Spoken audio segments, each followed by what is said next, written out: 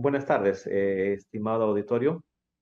Gracias por la presentación, Kelly. Una vez, nuevamente una oportunidad que puedo estar con ustedes, con Asís, y gustoso de estar nuevamente compartiendo esta experiencia con este diplomado de atención del paciente crítico adulto en la unidad de cuidados intensivos. Vamos a empezar entonces. El tema que vamos a comentar el día de hoy eh, es acerca de el manejo y el equipamiento de un manejo de la vía aérea avanzada. En la anterior charla he podido ver que han estado hablando sobre el procedimiento de la intubación orotraqueal. El tema que hoy día nos trae es la intubación difícil, el uso de ciertos dispositivos supraglóticos como el combitubo, la máscara laringea, el buggy y también la cricotirotomía. Vamos a proceder a explicar punto a punto con algunas ayudamemorias, pero antes de eso quisiera yo empezar con este caso clínico, ¿no? Este caso clínico se trata de una paciente de 65 años de edad, como ustedes la pueden ver ahí, tiene hipertensión arterial, diabética, se evidencia que es una paciente obesa mórbida e ingresa a la emergencia refiriéndose a cefalea de gran intensidad con un estado de conciencia 8/15. Por la alteración de estado de conciencia se decide intubación orotraqueal. Entonces nos planteamos cómo hacemos la intubación de este tipo de paciente. Va a ser una intubación de vía difícil. ¿Ante qué escenario nos podemos plantear? Bueno, vamos a proceder a, a explicar en las siguientes diapositivas. Como una breve introducción y un recordatorio, tenemos que mencionar que, por ejemplo, en países del primer mundo, se estima que aproximadamente la intubación difícil se presenta en 1,5, 2 cada 1.000 pacientes intubados. Es la tercera parte de los incidentes que ocurren en la unidad de cuidados intensivos asociados a los manejos de la vía aérea. Los pacientes críticamente enfermos aumentan su riesgo de hipoxemia, hipotensión, al ser expuestos a medicamentos durante el manejo de la vía aérea, y eso hace que ellos se vean más expuestos. Son muy frecuentes las complicaciones asociadas a la intubación orotraqueal difícil, como por ejemplo la hipoxemia, la hipotensión, presencia de arritmias, paro cardíaco, inclusive la muerte. Este escenario, el de la vía aérea difícil, es un escenario que tiene una alta tasa de mortalidad. En esta presentación vamos a ver aspectos sobre la epidemiología, la intubación orotraqueal en cuidados intensivos, a qué se define intubación orotraqueal difícil, valoración, cómo debemos hacer una valoración previa a la intubación, el manejo, los algoritmos sobre el manejo de la vía difícil y nuestras conclusiones para finalizar nuestra charla. Entonces, idealmente se nos pone en un contexto en el cual nosotros tenemos los factores controlados, un paciente que viene en un buen estado de salud, que viene para un procedimiento de rutina. Pero como el nombre del diplomado lo menciona, el diplomado de paciente crítico lo dice, es una atención especializada en cuidados intensivos. Y nuestros pacientes que ingresan a cuidados intensivos no ingresan pacientes estables, ingresan para pacientes que están en grave estado de salud, desaturando, con otras disfunciones. Por nuestra parte, tenemos la misión de organizar una logística para poder atender este tipo de pacientes. Entonces, es un contexto completamente distinto al que vemos en una sala de operación o en una sala de hospitalización o de emergencia. Es importante que los miembros del equipo se conozcan lo suficiente. Es importante que los mismos tengan experiencia y tengan conocimiento de los dispositivos que cuentan en el servicio. Muchas veces los pacientes con disfunciones no van a permitir una evaluación adecuada de ciertos predictores de vía aérea difícil durante la intubación. Eh, la falta de gestión en los unidades de cuidados intensivos es un parámetro que dificulta la intubación orotraqueal en pacientes con vía aérea difícil. Entonces, este es el escenario ideal. Paciente que viene en estado estable, al cual nosotros le hacemos los predictores vía aérea difícil, procedemos a la intubación según la técnica del protocolo de su vía hospitalaria, se hace la laringoscopía y intubación traqueal. Eso es lo que ocurre casi en un 90% de veces. Pero va a haber un escenario en el cual la protección de la vía aérea, el abordaje de la vía aérea de intubación orotraqueal se va a dificultar. Ya había mencionado algunas características que involucran a nuestros pacientes de cuidados intensivos, pero ¿por qué es que nosotros en cuidados intensivos podemos llegar a fallar? Hay factores, hay que reconocer factores humanos y factores técnicos. El factor humano, por ejemplo, el entrenamiento, la capacidad que puede llegar a tener el médico intensivista. Por ejemplo, no va a tener la misma experiencia un estudiante, un residente o un médico especialista. El grado de instrucción o cómo se va actualizándose en cuanto a sus conocimientos. Los factores técnicos, por ejemplo, la condición de la situación en la cual se desarrolla la intubación de vía difícil, el nivel de comunicación entre el personal de enfermería, personal médico y el entrenamiento que puede llegar a haber entre estos dos personales que van a abordar la vía aérea difícil. Entonces, en cuidados intensivos, el abordaje de la vía aérea se vuelve ya un reto, un desafío, porque implica en principio, tener un espacio logístico para poder tener todas nuestras herramientas para poder realizar el manejo de una vía aérea avanzada. Es ideal que se pueda posicionar un espacio en la unidad de cuidados intensivos. También es importante que se tenga a la mano un equipo de vía aérea difícil con dispositivos supragóticos que van a ser necesarios durante la intubación orotraqueal.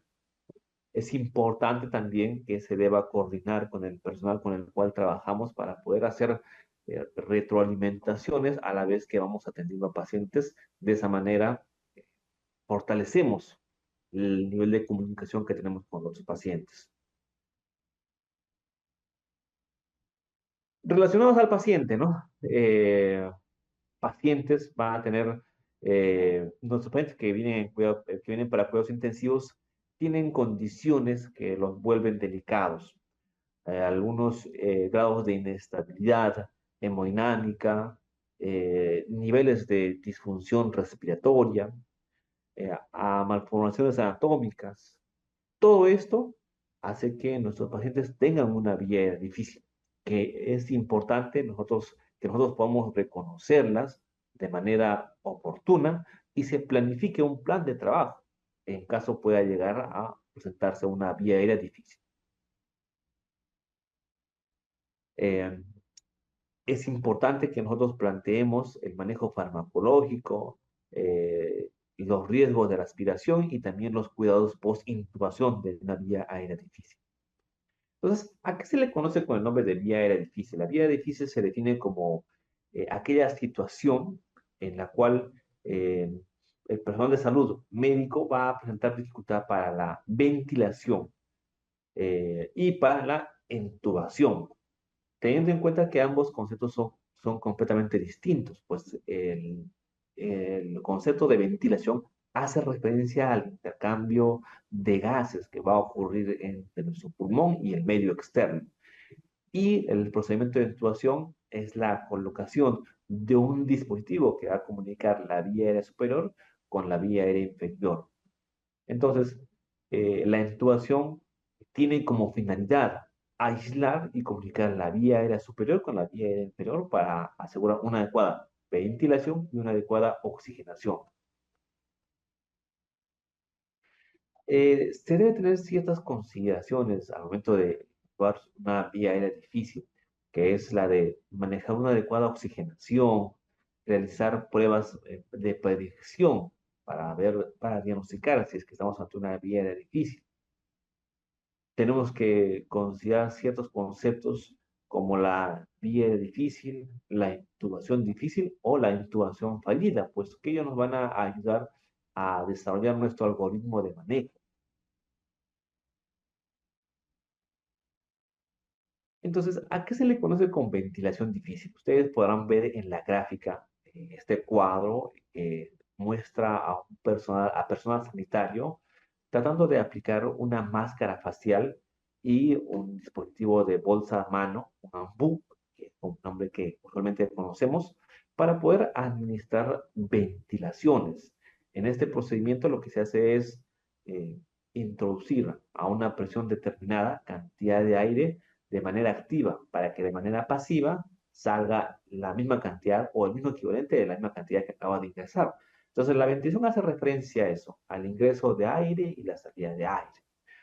Cuando la ventilación es difícil, el paciente no puede mantener un nivel de saturación más del 99% a un FIO 100%.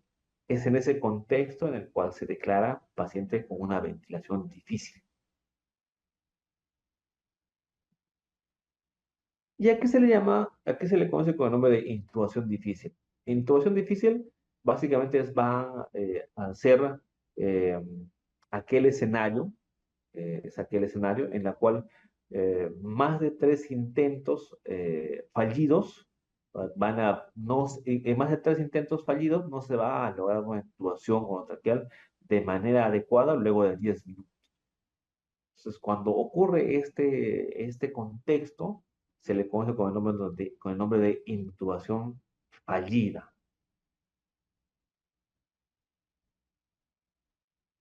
¿Cómo debemos evaluar la vía aérea de nuestros pacientes, previendo un posible contexto de vía aérea difícil? Primero que nada, es importante realizar una historia clínica, una anamnesis y una revisión física acerca del estado de nuestros pacientes. Debemos también identificar patologías que el paciente pueda tener de base, ver si es que el paciente está con algún tipo de manejo, algún tipo de tratamiento, clasificar el grado de severidad en base a los predictores que vamos a poder utilizar y esto nos va a poder ayudar para disminuir la mortalidad. Vamos a proceder a relatar algunos predictores que nosotros tenemos, que es de uso común, la unidad de cuidados intensivos. Dentro de los más frecuentes que usamos es, por ejemplo, la apertura bucal, que la vamos a poder evaluar en base a una escala que nos mide 4 niveles de clases. Mientras el aumento, la clase aumenta y la distancia entre la apertura bucal es menor, nos hace predecir una vía aérea difícil. Entonces, como primer predictor tenemos la apertura bucal. Otro predictor que se usa bastante en salas de cirugía, salas preanestésicas, es, por ejemplo, el Malampati. Malampati hace referencia eh, a la visualización de las fauces de la boca para poder observar la apertura bucal. Entonces, podemos nosotros definir que un Malampati eh, 3, 4, ya es un paciente con una vía aérea difícil. Es un paciente que a nosotros, al decirle que aperture la boca, nosotros vamos a poder ver solamente el paladar blanco y la base de la úvula. Lo normal es que nosotros, al evaluar un paciente y pedirle que haga una apertura bucal, nosotros veamos algunas estructuras como, por ejemplo, el paladar blando, la úvula, los pilares amigdalinos, el dorso de la lengua. Pero cuando nosotros le pedimos a un paciente que abra la boca y poder evaluar la cavidad bucal, nosotros solamente vemos el paladar duro y parte de la úvula, esto ya es un Malapati 3 y un 4, y acá el paciente es una piedra difícil. No siempre vamos a poder evaluar esto en nuestros pacientes que vienen en a cuidados intensivos. Nuestros pacientes vienen en estado de sopor, con alteración de estado de conciencia, con algún grado de hipoxemia. Entonces, ¿qué otro score, también otro predictor podemos usar? Por ejemplo, el predictor de Cormack-Lane, que básicamente es un predictor de intuición de vía difícil durante la laringoscopía. Entonces, un paciente cuando es entubado, nosotros podemos hacer una laringoscopía y en la laringoscopía poder evidenciar qué tipo de vía aérea va a hacer. Un paciente que tiene, por ejemplo, que luego de hacer la laringoscopía no se llega a ver la epiglotis, tampoco se llegan a ver las cuerdas bucales, ya es un paciente que tiene un Corman 2, Corman 3 o Corman 4. Entonces, ese tipo de pacientes va a ser un paciente que va a tener una vía aérea difícil. Algunos predictores ya un poquito más anatómicos, por ejemplo, son la escala, la distancia tirometoniana. Se dice que un paciente que tiene una distancia entre tiroides, entre la tiroides y el mentón de menos de 6 milímetros, de 6 centímetros, es un paciente que va a hacer una vía aérea difícil. Otro aspecto también es la distancia, bueno, estábamos haciendo referencia a este, ¿no? Nos da una sensibilidad de un 34% para predecir una intubación de vía aérea difícil. La distancia esternomentoniana, que es la distancia que va desde el esternón hasta el mentón, un paciente con una distancia esternomentoniana menos de 11 centímetros, también va a ser un paciente que se puede predecir como un paciente que va a tener una vía aérea difícil. La protrusión mandibular. Esta evaluación se la realiza con el paciente en posición neutra y el paciente tiene que protruir, él tiene que desplazar la mandíbula inferior hacia la parte anterior y luego hacia los lados laterales derecho y lateral izquierdo. Cuando un paciente no puede realizar esta maniobra, será un paciente que tendrá una vía aérea difícil. Acá tenemos, por ejemplo, un gráfico en el cual vemos cómo es que el paciente que tiene, que puede hacer una protrusión grado 1 va a hacer una vía normal, mientras que un paciente que tiene un grado de protrusión 2 y un 3, el cual no puede desplazar la mandíbula, va a hacer una protrusión nivel de 2 o 3, y esto nos va a significar un predictor de vía aérea difícil. Entonces, si bien es cierto, hay muchos predictores, Mallampati, distancia tiromentoniana, distancia esternomentoniana, apertura bucal, protrusión mandibular, esto tiene una sensibilidad bastante baja. O sea que la detección de estos predictores puede presentarse en muchos pacientes. La sensibilidad es muy baja y no tiene mucha sensibilidad, pero tiene, claro, el nivel de sensibilidad para detectar estos predictores en un paciente en estado crítico es bastante disminuido. Y para efectos prácticos es difícil de evaluar. Entonces, sale a la luz este estudio multicéntrico que se hace aproximadamente en 1.000 pacientes en 42 unidades de cuidados intensivos del año 2018, en el cual evalúa los factores de riesgo para predecir vía aérea difícil en cuidados intensivos, ¿no? Entonces, en este cuadro se evalúa una serie de factores que podrían predecir una vía aérea difícil.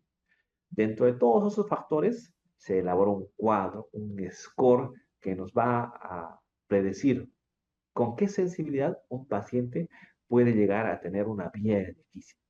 Felizmente, este estudio fue positivo, se logró crear un score, el score Macocha, que básicamente nos dice en qué paciente nosotros podemos esperar una vía aérea difícil con un nivel de sensibilidad bastante importante, un 73%, y una especificidad de un 89%, casi con un nivel bastante bueno de especificidad. Entonces, de este estudio deriva este score, el score Macocha. El score Macocha básicamente es un score que nos evalúa ciertos factores que nos van a hacer predecir si un paciente tiene una vía aérea difícil. Es un score que da cierta cantidad de puntos.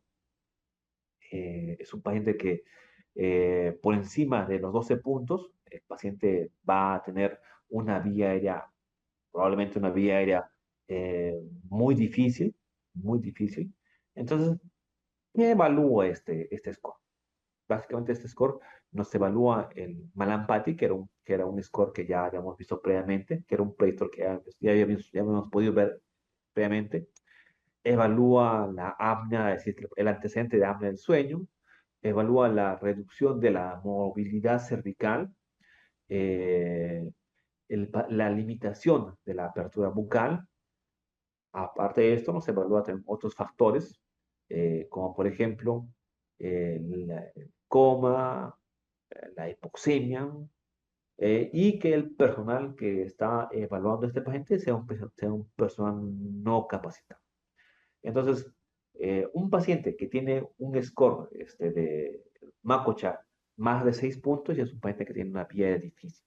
Entonces, de todos estos factores, ¿qué podemos resaltar? Que son factores fácilmente evaluables por nosotros en la unidad de cuidados intensivos en emergencia o en la unidad de críticos donde ustedes laboren, fácilmente pueden evaluar esos factores, por ejemplo, el Mallampati, básicamente haciéndole al paciente abrir la boca, ver el antecedente, si es que el paciente tiene antecedente de apnea obstructiva, si tiene disminución de la movilidad de la columna cervical, tiene apertura ocular menos de 3 centímetros y algunos factores comórbidos, como por ejemplo estado de coma o hipoxemia, ya son factores que te hacen predecir que el paciente va a tener una vía aérea difícil.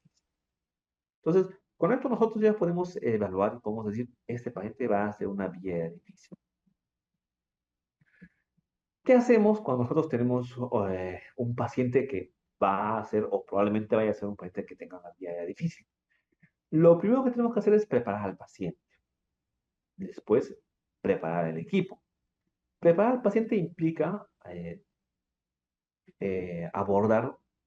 intentar hacer un abordaje de la vía venosa, que es lo principal que nosotros tenemos que hacer. La oxigenación adecuada, optimizar el estado hemodinámico del paciente y evaluar algunos antecedentes. Una vez que nosotros ya preparamos al paciente, lo tenemos con un acceso venoso adecuado, nivel de oxigenación adecuado, procedemos a preparar el equipo. Tenemos que preparar todo nuestro equipo posible que pueda llegar a utilizarse.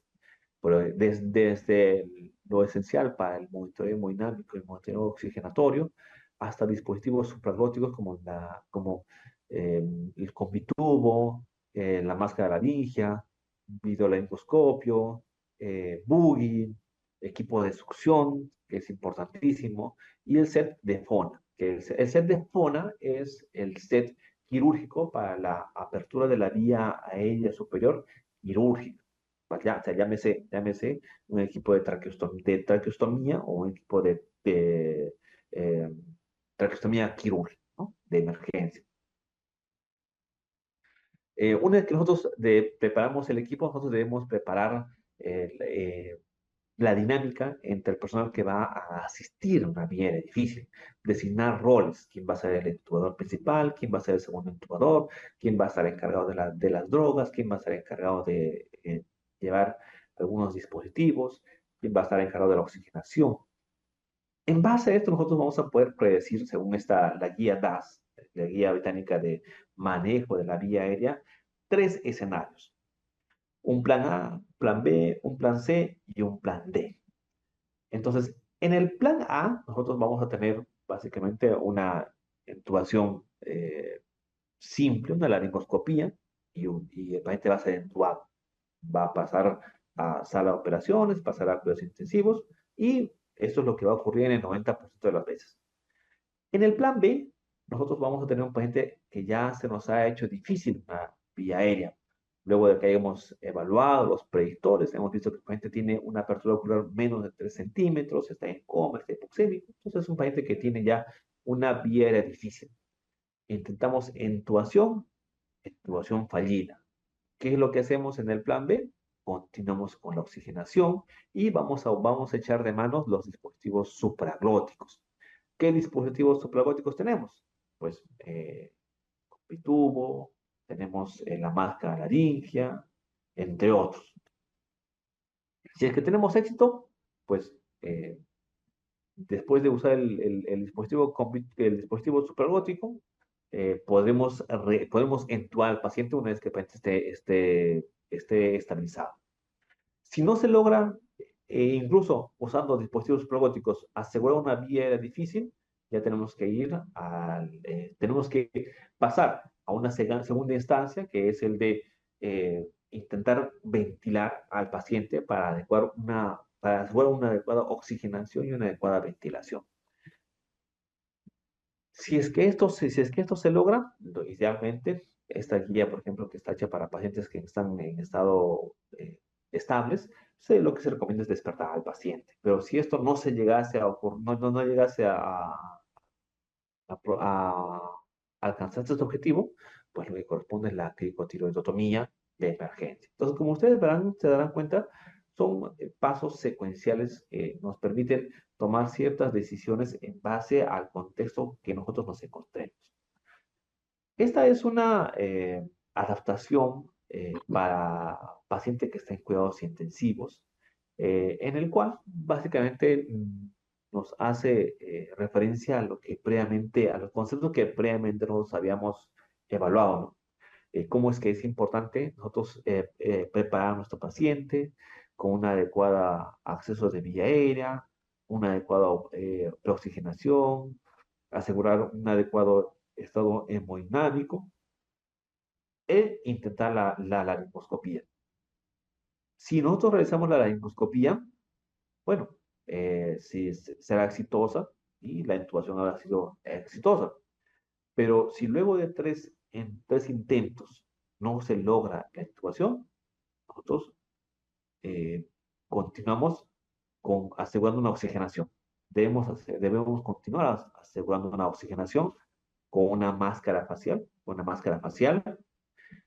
Y mientras tanto, parte del plan A es usar algunos dispositivos como por ejemplo el videolaringoscopio o un dispositivo de Buggy. Si es que pese a esto nosotros no logramos asegurar una adecuada oxigenación, se declara falla la intubación. Si luego de asegurar estos procedimientos no se logra una intubación, se declara falla la intubación. Y pasamos al plan B. En el plan B nosotros vamos a tener un esquema circular en el cual nosotros vamos a poder usar dispositivos supraglóticos, tanto de segunda generación como de tercera generación, las veces que sean necesarias para poder proteger la vía aérea, permitir que haya una adecuada ventilación, una adecuada oxigenación. Entonces, en este punto vamos a echar de mano de los dispositivos supraglóticos. Si es que pese a nuestros intentos, nosotros no podemos proteger la vía aérea usando sus dispositivos supraglóticos, la guía nos hace referencia a que debemos intentar usar nuevamente la bolsa, la máscara facial, con una bolsa de mano, que es lo que comúnmente usamos, con lo que comúnmente conocemos con el nombre de AMU. Si pese a eso, ya en este contexto, el paciente no se puede ventilar, tampoco se pudo entubar, ya pasamos al plan D. El plan D es la dicotomía quirúrgica de emergente. Entonces, nuevamente para repasar lo que les he estado comentando, tenemos un algoritmo que nos pone cuatro escenarios. Un escenario en el cual en el cual el paciente es entubado y no llega a presentar ninguna intercurrencia, pero en este mismo punto, si es que el paciente se nos hace difícil la laringoscopía, nosotros echamos de mano de dispositivos como la videolaringoscopía o uso de un buggy, que es un dispositivo a modo de una guía que nos ayuda a desplazar el tubo endotraqueal. Si nosotros, luego de intentar esto, en tres oportunidades, se declara la falla de intubación y nosotros vamos a usar dispositivos supraglóticos que vamos a proceder ahorita a explicar. Si pese a usar dispositivos supraglóticos no podemos entubar, tampoco podemos ventilar, declaramos un estado de no intubación y no oxigenación. Vamos al paso número D, en el cual nos vamos a usar la tiroidotomía quirúrgica de emergencia. Entonces, he estado hablando bastante acerca de los dispositivos supraglóticos. Vamos a proceder a ver en algunos, mediante estos videos, en qué consiste un dispositivo supraglótico. Entonces, acá, por ejemplo, a ver si es que el internet me lo permite. Vamos a ver acá. Perdón, aquí está, ¿no? Entonces, el primer dispositivo supraglótico que nosotros vamos a observar es el combitubo.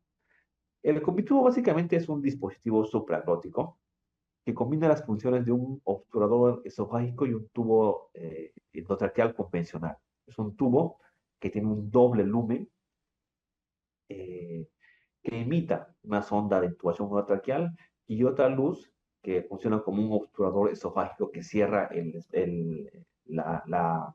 extremo distal. Este sistema nos va a permitir ventilar, pero a la vez también nos va a permitir aspirar las secreciones. Entonces, en este video nosotros vamos a poder ver.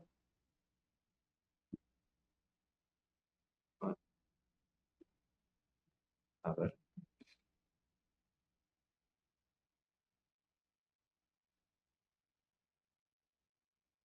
Muy bien. Entonces, el combitubo es ese dispositivo. Es un tubo que tiene, básicamente tiene tiene dos sellos. Un sello esofágico y un sello laríngeo. El combitubo en el 90% de las veces se va al esófago, lo cual es lo ideal. Cuando ocurre eso, se insufla el balón que va hacia el esófago. De esa manera se aísla la vía digestiva y el esófago, y por el otro extremo del tubo se hace posible la ventilación. Eso es lo que ocurre en el 90% de los escenarios. En el 10% de los escenarios, el tubo se desplaza a la vía aérea respiratoria. En ese caso, se continúa con el manejo de la bolsa y el ambú para continuar la oxigenación y la ventilación. Aquí, por ejemplo, nosotros podemos ver, este es un compitubo de segunda generación, lo que les mencionaba, ¿no? El compitubo lo que hace es un tubo que se desplaza por la vía aérea, tiene dos balones, un balón que aísla el esófago. En el 90% de las veces, este tubo se va hacia la vía esofágica, o sea, una, un desplazamiento hacia el esófago. Cuando esto ocurre, lo que se hace es inflar el balón inferior y se continúa ventilando. Si es que se evidencia que el pulmón se expande y hay signos de una adecuada oxigenación y ventilación, el dispositivo estará funcionando y nosotros habremos asegurado la vía aérea.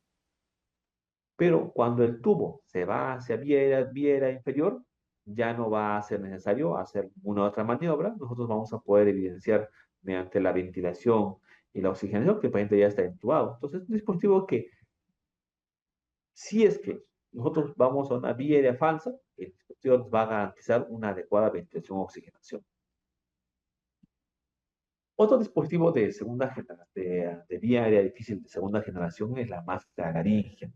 Es un dispositivo que tiene una forma de una hoja en forma curva, de manera oval, cuya función es eh, sellar de manera homogénea todo el orificio de la epiglotis.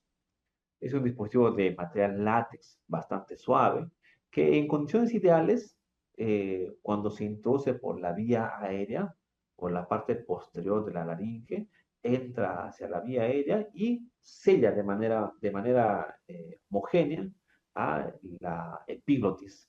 De esa manera, el paciente es entubado, perdón, de esa manera el paciente puede ser ventilado y puede ser oxigenado. Entonces, acá tenemos, por ejemplo, una imagen. Acá vemos, esta es la máscara laringea que entra por la parte posterior de la laringe y simplemente se adhiere a la epiglotis.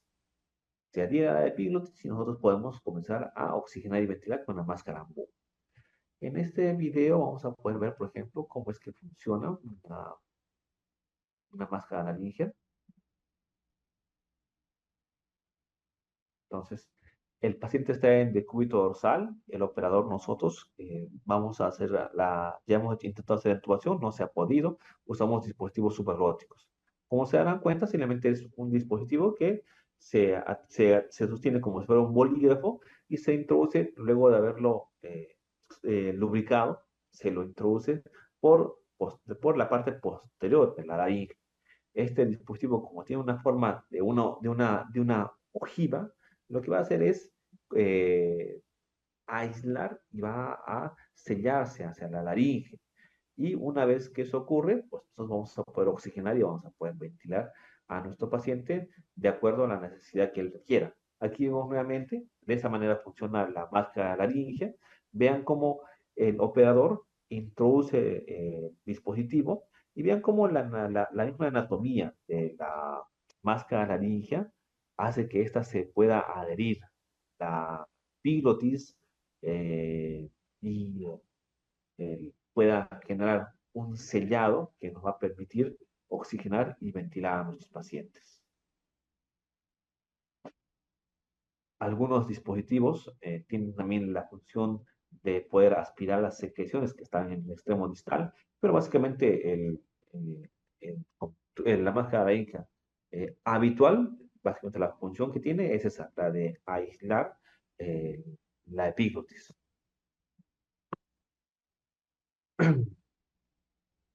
Entonces, algunos puntos que son importantes en el plan A. Mencionaba que si nosotros tenemos un paciente que tiene una probable vía aérea difícil, siempre debemos predecir que esta vía aérea difícil se puede complicar. Es por ello que nosotros debemos preparar algunos dispositivos, si es que los tenemos, como por ejemplo un bioaritmoscopio, debemos de preparar personal que nos va a asistir para la maniobra de Selig o la presión de la ticoides, eh, preparar dispositivos de buggies. Entonces, en el punto A es muy importante que nosotros tenemos como prioridad la oxigenación. Es importante corregir la posición de la vía aérea para tener una adecuada oxigenación. Hasta este punto nosotros hemos estado usando dispositivos supraglóticos. Entonces, ¿qué es lo que pasa?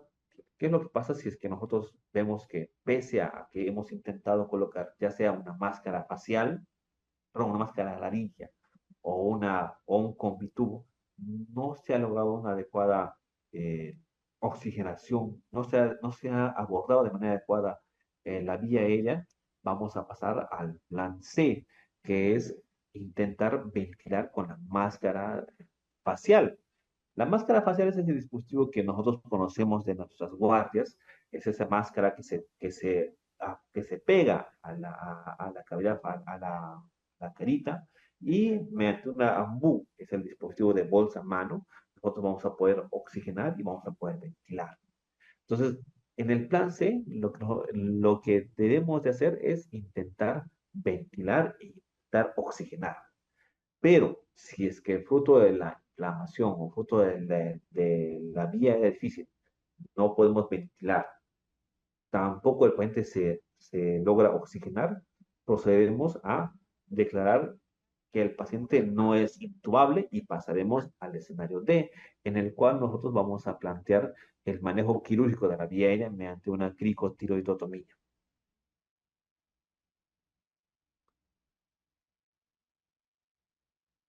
El plan D, como mencionaba, es la cricotiroidotomía, en la cual eh, esta se va a declarar luego que nosotros ya hayamos usado dispositivos supraglóticos, intentado la ventilación y la oxigenación, con la máscara facial y la máscara, la bolsa de reanimación AMBU.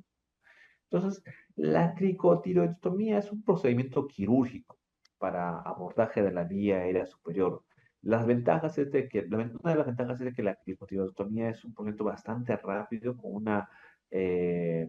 abordaje bastante simple y bastante rápido, por la localización del área en el cual se trabaja. Eh, entonces, para hacer este procedimiento, nosotros tenemos que ubicarnos la glándula, el cartílago tiroideo, que es esta estructura que está aquí en la parte anterior del cuello. Es una estructura en forma de escudo que tiene una apófisis, tiene dos alas, tiene un istmo. Entonces, rodeando a esta estructura está la glándula tiroidea. Debajo de esta estructura cartilaginosa hay un espacio, se llama la membrana cricotiroidea. Esta membrana cricotiroidea, como su mismo nombre lo dice, es dividir a la tiroides del cricoides. Y la división entre la tiroides y cricoides se le conoce como una membrana cricotiroidea. Es fácil de detectar porque nosotros podemos ver en este extremo una superficie dura que corresponde al cartílago, y luego una superficie blanda, ligamentosa, que corresponde a la membrana cricotiroidea, hasta que después le acompaña una superficie dura en forma de anillo, que es el cartílago tiroides. Entre la tiroides y el cricoides está la membrana cricotiroidea, que es fácilmente identificable, y es por eso que se aconseja la realización de la cricotiroidotomía en esta porción. Este es un recuerdo anatómico. Cuando se hace una apertura artificial, se hará una apertura mediante una hoja de bisturí o un catéter a través de este espacio entre el cartílago tiroides y el cartílago cricoides.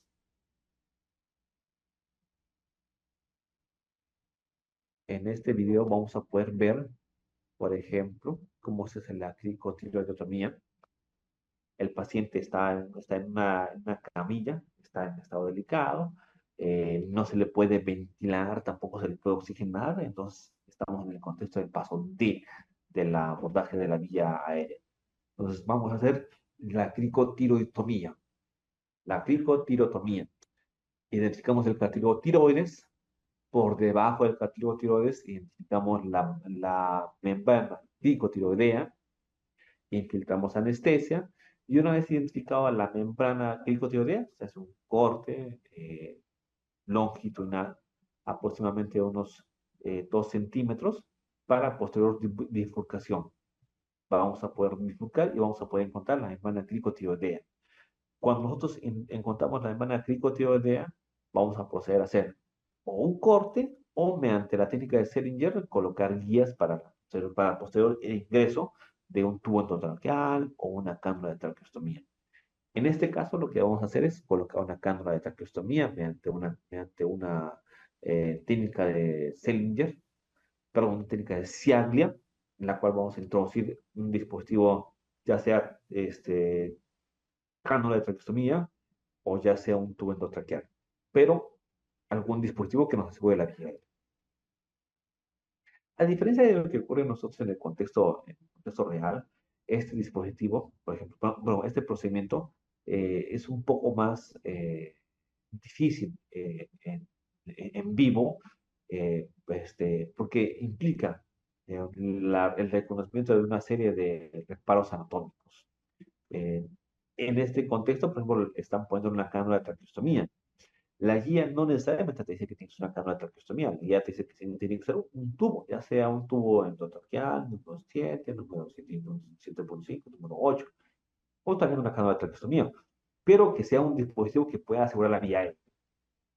Entonces, en este video nosotros hemos podido ver cómo se realiza correctamente la cricotiroidotomía con una cánula de traqueostomía. Como repito, realmente no necesariamente tiene que ser con una cánula de traqueostomía, también puede ser con una tubo endotraqueal número 7 o número 6, mientras se define una vía, un dispositivo quirúrgico permanente, como una traqueostomía.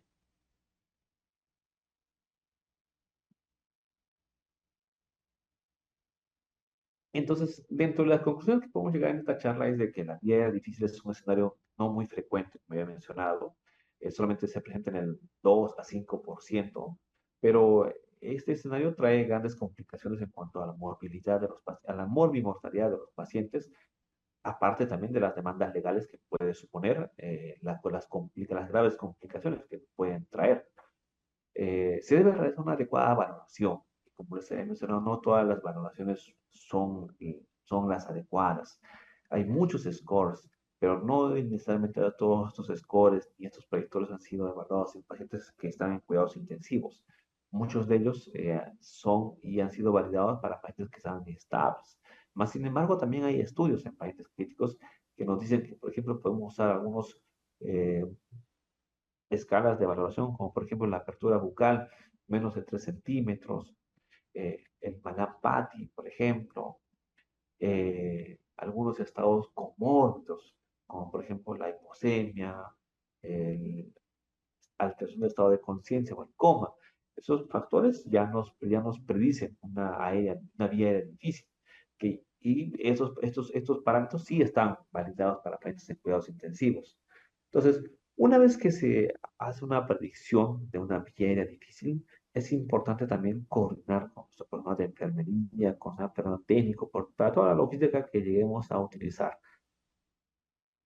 Recuerden que la prioridad de la vía aérea es la oxigenación y la ventilación. No se debe perseguir, tampoco se debe insistir con la intubación. Si nosotros en el paso C, con una máscara laríngea, podemos lograr una adecuada oxigenación y una ventilación, no debemos insistir con la intubación. Podemos convertir un escenario en el cual es no intubable, pero sí ventilable, a un escenario en el cual va a ser no ventilable y tampoco intubable.